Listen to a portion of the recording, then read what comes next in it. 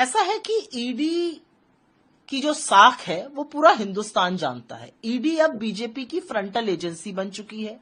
ED को एक chargesheet दायर करने के लिए 365वें दिन तक का इंतजार करना पड़ा, क्योंकि उनके पास कोई पुख्ता सबूत, पुख्ता चार्ज ही नहीं थे। ये करीब 10-15 सालों से केस चल रहा है। अभी तक ईडी कुछ भी प्रूफ नहीं कर पाई है।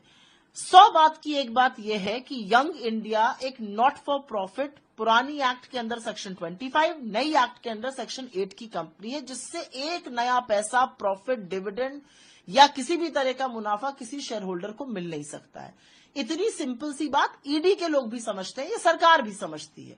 ईडी जो है वो सरकार की कठपुतली है। वो सरकार के इशारों पर जो सरकार की प्रतिशोध की राजनीति है, डराने की, धमकाने की, वो लगातार करती है। ईडी के आप केसेस उठा के देख दीजिए, 95% केसेस जो है वो ऑपोजिशन के खिलाफ है। लेकिन ईडी शायद कुछ लोगों को डरा धमका के बीजेपी की वॉशिंग मशीन में डाल देती हो। हम लोग वो लोग नहीं है।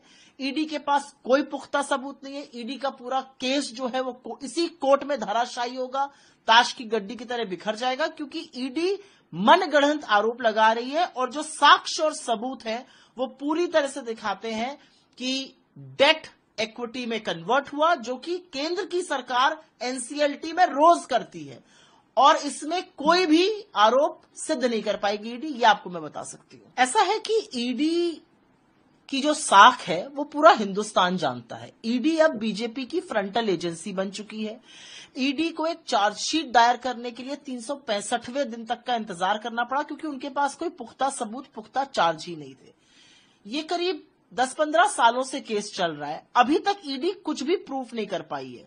100 बात की एक बात यह है कि यंग इंडिया एक नॉट फॉर प्रॉफिट पुरानी एक्ट के अंदर सेक्शन 25, नई एक्ट के अंदर सेक्शन 8 की कंपनी है, जिससे एक नया पैसा प्रॉफिट, डिविडेंड या किसी भी तरह का मुनाफा किसी शेयर होल्डर को मिल नहीं सकता है। इतनी सिंपल सी बात ईडी के लोग भी समझते हैं, ये सरकार भी समझती है। ईडी जो है वो सरकार की कठपुतली है। वो सरकार के इशारों पर जो सरकार की प्रतिशोध की राजनीति है, डराने की, धमकाने की, वो लगातार करती है। ईडी के आप केसेस उठा के देख दीजिए, 95% केसेस जो है वो ऑपोजिशन के खिलाफ है। लेकिन ईडी शायद कुछ लोगों को डरा धमका के बीजेपी की वॉशिंग मशीन में डाल देती हो। हम लोग वो लोग नहीं है।